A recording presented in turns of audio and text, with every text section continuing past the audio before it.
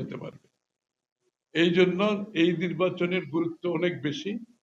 আমরা সকলে মিলে এই নির্বাচনকে সফলভাবে জাতীয়তাবাদী শক্তিকে সমর্থনের মাধ্যমে আমরা একটি দেশে গণতান্ত্রিক অর্ডার ফিরিয়ে আনতে চাই।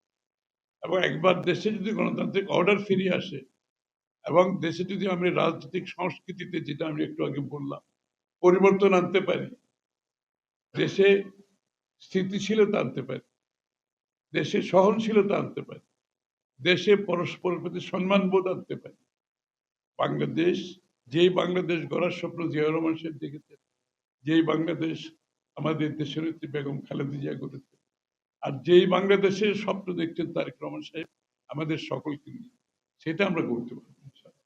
ইতিমধ্যে আপনারা দেখেছেন কথাগুলো আমি বলছি এই কারণে যে রাজনীতিবিদরা রাজনৈতিক রেটোরিক্স এর মধ্যে থাকে। বিএনপির রাজনীতি কিন্তু রেটোরিক্স এর বাইরে। আমরা কিন্তু খুলে বলছি সব, আগামী দিনে বিএনপির চিন্তাটাকে আমরা সব খোলাখুলি ভাবে বলছি। শুধু পলিটিক্যাল রেটোরিক্স এর মধ্যে থাকলে সেটা মানুষের কাছে গ্রহণযোগ্য আর হবে। এখানে একটু ট্রাস্টের সমস্যা সত্যিকার অর্থে। এই জন্য জনগণ জানতে চাই আগামীর বাংলাদেশকে আপনারা কিভাবে দেখছেন, কি স্বপ্ন আমাদেরকে দেখাচ্ছে। স্বাস্থ্য খাতে আমরা বলেছি যে